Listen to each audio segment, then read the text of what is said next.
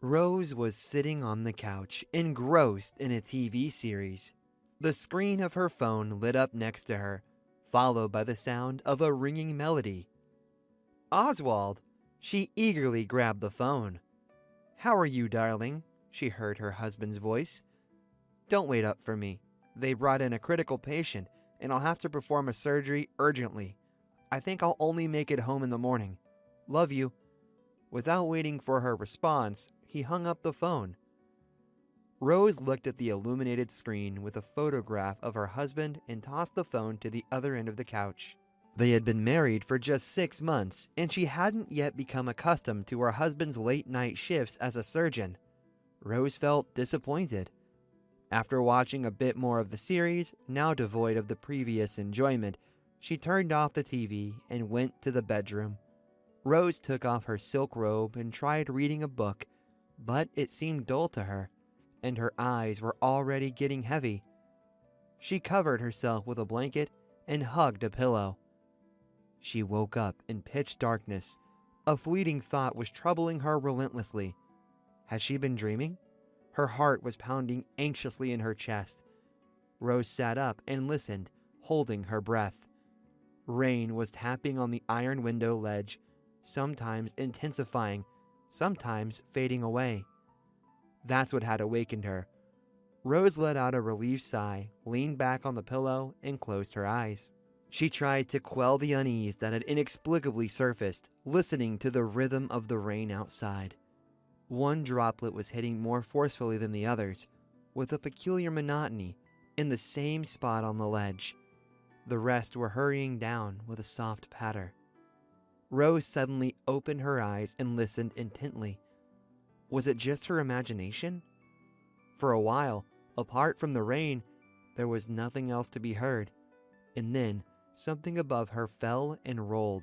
Someone was walking overhead. Neighbors, she thought, and immediately flinched. Their apartment was on the top floor. Above them was only the roof. She switched on the light and sat on the bed, her heart racing. Why am I getting so nervous? It's an old house, an attic under the roof. Maybe it's cats running around, or a branch falling on the roof. Stop fantasizing, she reassured herself. Rose was about to lie down in bed, but from above came that strange sound again. It's not cats. It's a person.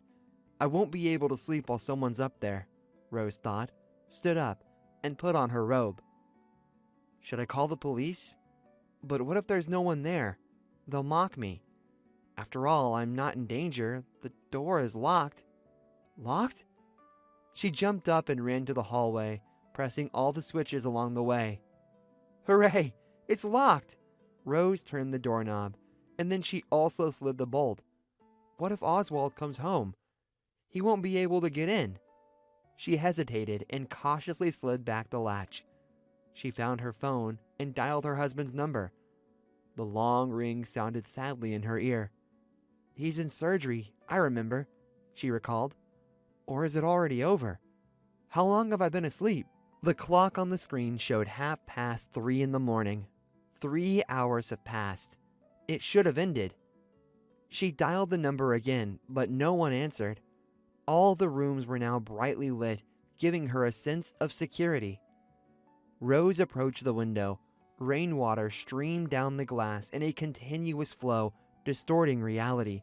A dim light was on in the house opposite. Someone else couldn't sleep either.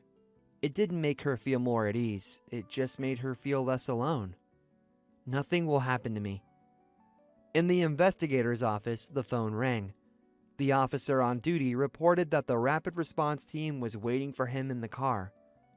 An hour ago, a man had called and reported the murder of his wife. Thomas glanced at the wall clock. It was 5:30 in the morning. He sighed and headed for the exit, grabbing his still damp coat off the hanger on his way out. It had been raining all night, and now small circles were forming in the puddles as the drops hit the water. Together as always, huh? Could the morning start without any incidents for once? Why don't people sleep at night? Simon, the forensic expert, remarked instead of a greeting as Investigator Thomas took a seat next to him in the back of the car. Experienced in his field, Thomas loved his work and gave it his all. Not handsome, but his intelligent, perceptive eyes lent attractiveness to his face. I wonder what she's like. Pretty? Was she raped or just strangled out of jealousy? Simon continued. We'll find out, Thomas replied curtly and extended his hand for a handshake. Her own husband probably killed her, the elderly driver interjected. Wouldn't that be something? One less case to deal with. Simon trailed off as the car came to a stop in front of a brick building. The trio of men entered the building. On the top floor, the door to the apartment was slightly ajar, as if inviting them in. In the brightly lit hallway, a young man sat on a shoe cabinet. He stood up when he saw the law enforcement officers. Stubble appeared on his tired, sleep-deprived face. His eyes held sadness and unease. He didn't fidget, tremble, or shed tears. He simply looked at the newcomers. Hello, Thomas displayed his credentials. The man glanced briefly at them and nodded his head toward the interior of the apartment. In the well-lit hallway, a young woman lay on a bed, dressed in a tank top. Her legs were covered by a blanket. A pillow lay next to her head. She seemed to be sleeping. Did you close her in? Thomas inquired, addressing the man who stood behind him. Yes, I'm sorry. I didn't want anything to... But I didn't touch anything else. In the cramped room with a square window high up on the wall, two men sat at a table. Before Thomas lay an open folder with a half-written sheet of paper. He twirled a ballpoint pen in his hand, stealing occasional glances at the young man across from him. The latter, with his head bowed, examined his hands folded in his lap. So, Oswald, the investigator interrupted the prolonged silence. You understand that in a case like the murder of a wife, the first person they suspect is the husband. The door was opened with your key. There are no signs of forced entry in the apartment. Nothing is missing. You killed her. And why? Maybe you'd like to share? Oswald remained seated, still silent, staring at his hands. Don't want to talk. This isn't about wringing a chicken's neck, the investigator pressed on, looking at the surgeon. The pause lingered. Thomas was tired. Oswald couldn't provide an alibi or a reasonable explanation. He wanted the interrogation to end quickly. There was just one question that kept bothering him. Why? Suddenly, Oswald looked up, cleared his throat, and began to speak. The bed was all messed up. She must have resisted. In the pillow next to her head. At first, I thought she was asleep, but she always woke up when I returned from my shifts. But this time, I walked over and touched her shoulder, and it was already cold. He barely audibly uttered the last words. All right, continue. What time did you get home? I don't know. Around 4 in the morning or a bit later? And what time did you leave work? I don't remember. A patient died on the operating table. I was very upset. I had a drink of vodka and walked home. I left my car at the hospital. Oswald spoke monotonously, not lifting his head and keeping his gaze fixed on his hands. Correct. It takes a little over an hour to walk from the hospital to your home. By car, it's 5 times faster. There was heavy rain, and that didn't concern you? You could have gotten soaking wet, catch a cold, but your clothes were dry. Maybe you took a taxi? What were you doing from 1 a.m. to 4 a.m., Oswald? I already said I was walking. When I saw my wife, I got scared. I realized you would suspect me first. I wanted to run. I even went outside. Then I came back. Why? It's not human to act that way. Oswald lowered his head again. Let's suppose that's true. Go on, the investigator encouraged him. What would you have done if... Oswald looked up, his eyes reflecting unbearable sorrow. I'm the one asking the questions here, Thomas replied sharply. He had grown weary of this conversation. The suspect wouldn't confess, but he wouldn't defend himself either. Your wife's death occurred due to strangulation between 3 and 4 in the morning. You returned home around 4. You called the police around 8. What were you doing during the rest of the time? I don't know. I was thinking. About what? Thomas jotted something down on a sheet of paper. I don't remember. I was shocked. The man persisted in staring at his hands, his head lowered. Shocked. But you were thinking. There are no signs of violence, yet you immediately realized your wife had been murdered. Thomas mused almost to himself. Did you see the missed calls from Rose on your phone? Why didn't you answer or call back? I couldn't. You have to understand, it's not every day that patients die on a surgeon's operating table. Irritation crept into Oswald's voice. And why did you marry Rose? The investigator changed the subject. She's beautiful, but without higher education. Were you in love? Let's say you were. And then fell out of love or caught her cheating. You could have just divorced. So why strangle her? I didn't do it. The man replied calmly and evenly. Thomas observed Oswald and was losing patience. What was the point of lying when everything was already evident? His intuition had never failed him. He's not simple. He's hiding something. You know, Oswald, in our line of work, motive is crucial. At first glance, you don't seem to have a motive to dispose of your wife in such a manner. The apartment is yours, and so is the car. She had nothing except her body and looks. Why? I didn't kill her! Oswald's voice broke into a shout. And why did you assume she was murdered?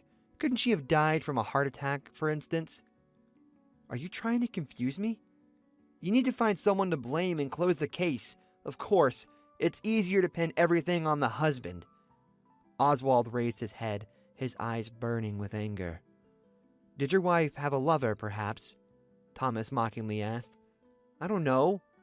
I saw her once talking to some man and had a fight with her about it. The man's mood shifted again, his voice sounding low and distant. And what about you? Doctors and nurses often have romances. You work night shifts together.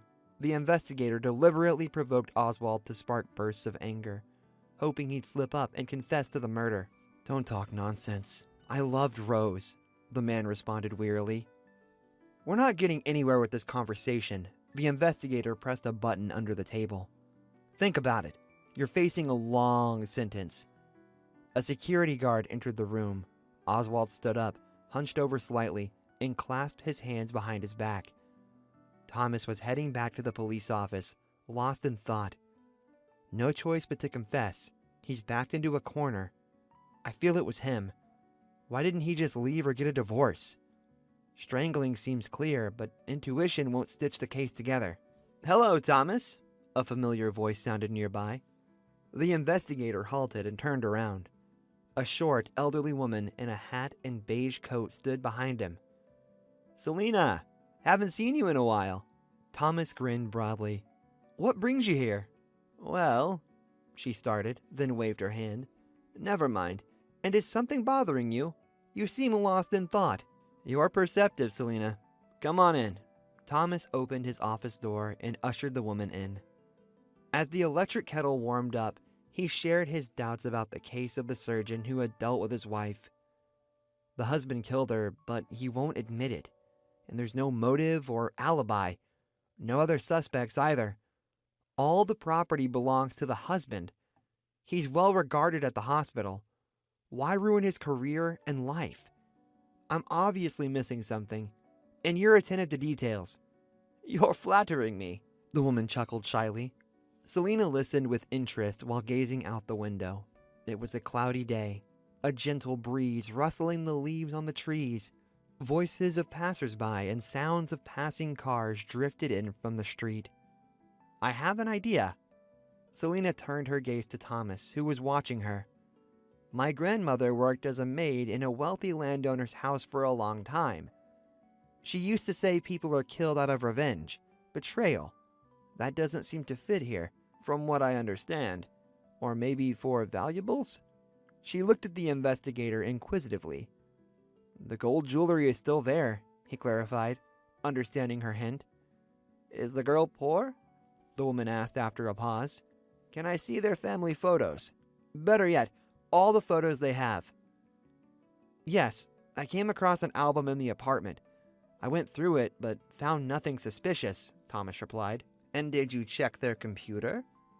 We did. No emails, no blackmail, no threats. Thomas fell silent, contemplating something. I think I'm starting to get it. Impressive, Selena. I wouldn't have thought of it myself. Do you have time? I'm retired and free. Use me however you need. The guest modestly smiled. In that case, please. The investigator stood up from his desk and gestured for the lady to follow him to the exit. The time was nearing evening. The clouds had dispersed, and the sun blinded the eyes. Selena turned away and squinted. The tall investigator's eyes were shielded from the sun by the brim of his hat. At a crosswalk, he lowered the visor in front of the woman, who smiled gratefully. When the car stopped at the right house, they were greeted by a cheerful chorus of children's voices from the yard. Thomas tore off a strip of paper with a seal and opened the door.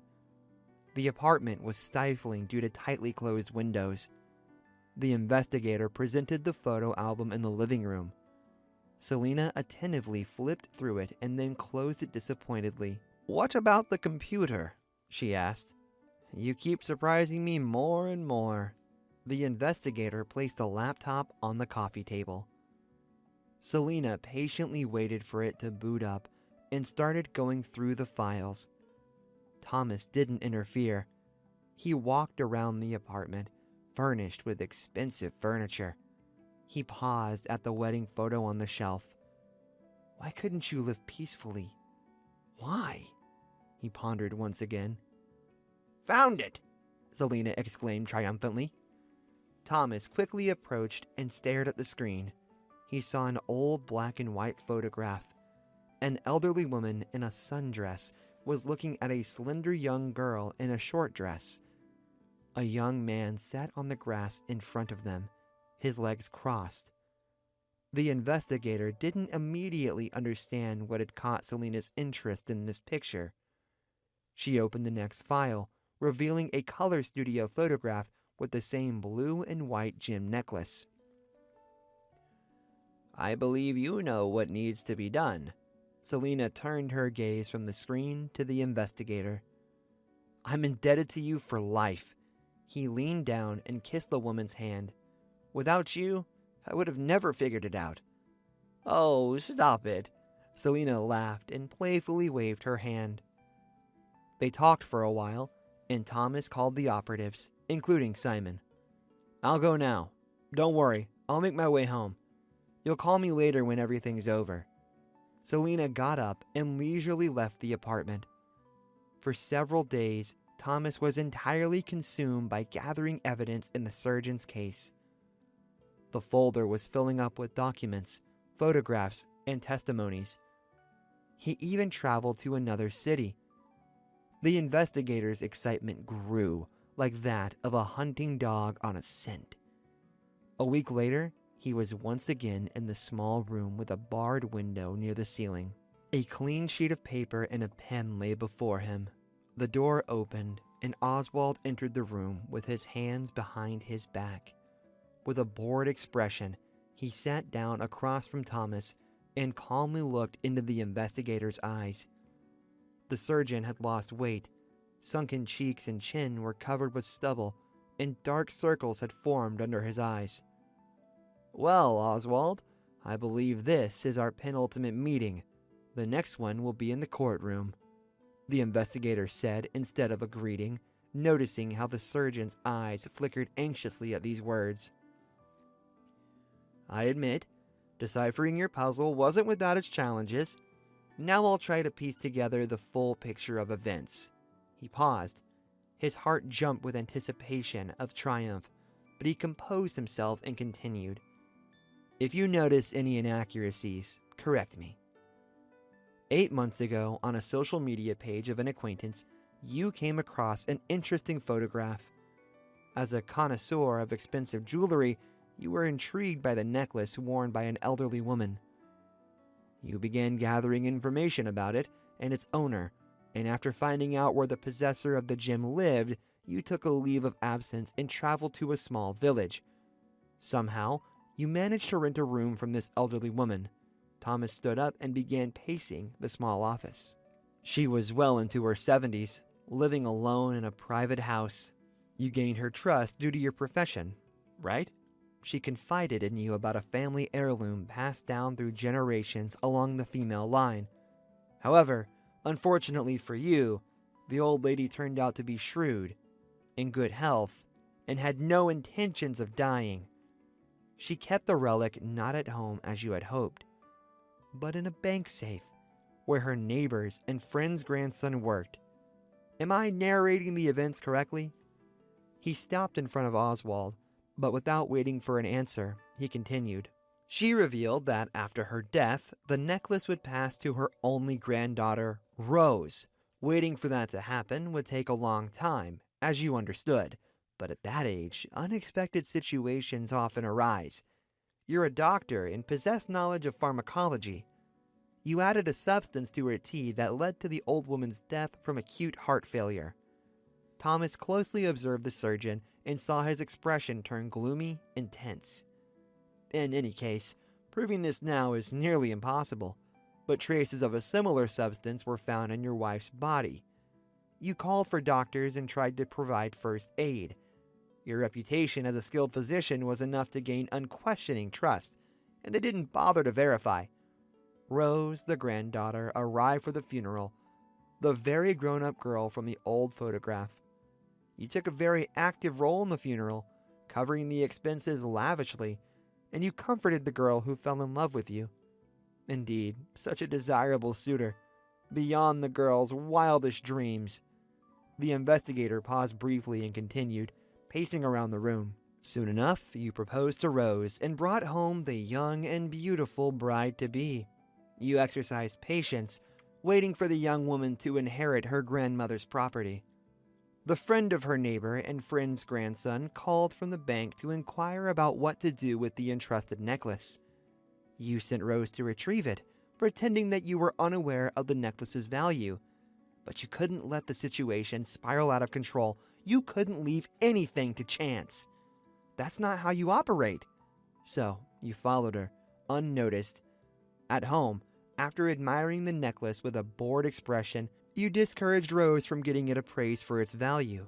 I'm sure even the grandmother had no inkling that she owned a treasure worth tens of thousands of dollars. As Oswald let out a sob, Thomas pretended not to notice and continued.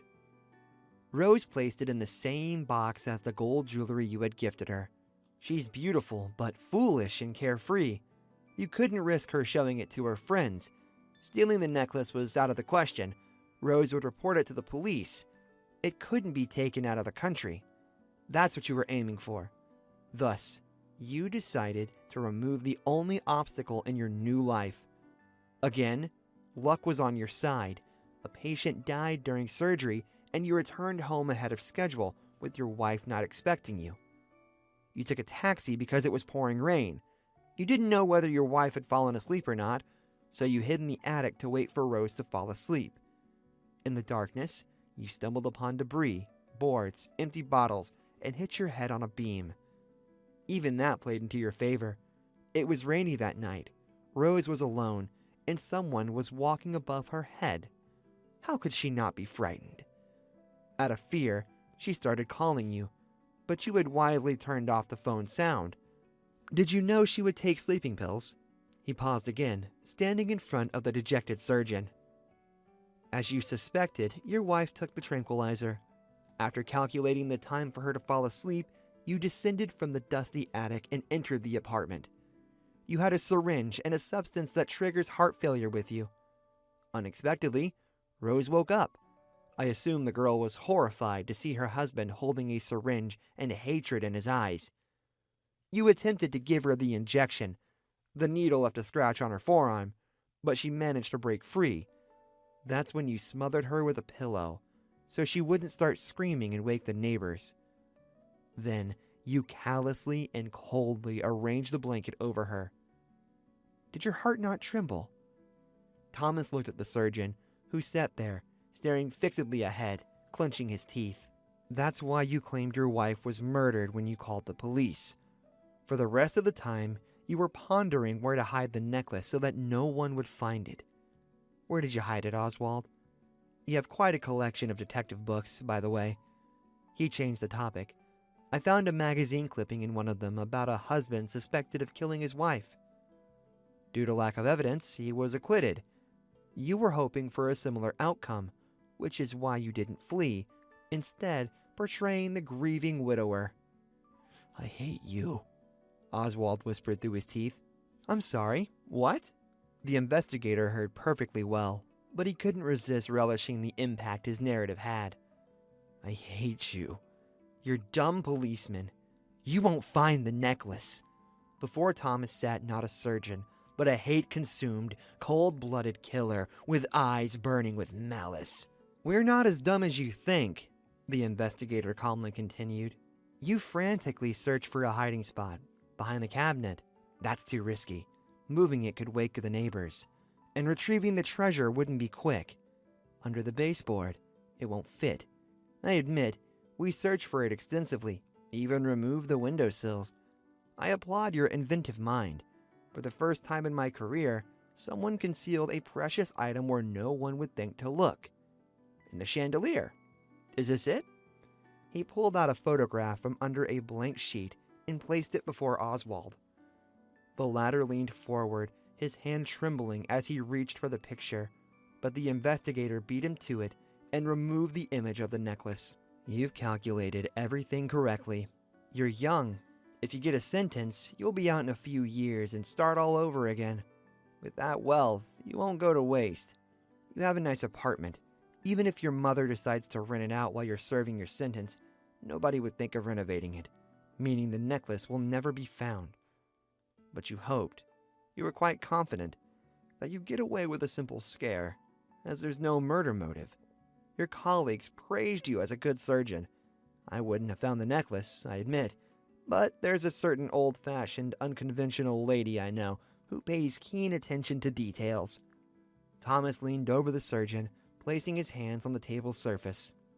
You've lost. You'll get at least 20 years in prison with no possibility of parole. If you're lucky, you might work as a doctor in prison, but you'll have to forget about surgeries. Tell me, was it worth trading a prosperous life, the career of a successful surgeon, for prison? You took an oath not to harm people, and you became a murderer. The investigator stepped back as Oswald raised his eyes, filled with hatred and unbridled fury. This saved the investigator's life, as in the next instant, Oswald abruptly jumped up, attempting to plunge the ballpoint pen, carelessly left on the table unattended, into the investigator's neck. The door swung open, and 2 guards pinned down the trembling surgeon. With a bouquet of flowers and a cake, Thomas pulled up to Selena's house. Selena opened the door and smiled upon seeing the enormous bouquet of crimson roses. The investigator presented the flowers and kissed the sweet old lady's hand. So, did everything work out for you? She asked with joy in her eyes, looking at Thomas. They sipped aromatic tea and enjoyed the cake as the investigator recounted how he managed to prove the husband's guilt in the murder of the young wife. If I could, I would hire you onto our team. Your thinking surpasses that of many of my colleagues. He spoke sincerely. Selena modestly smiled and modestly lowered her head.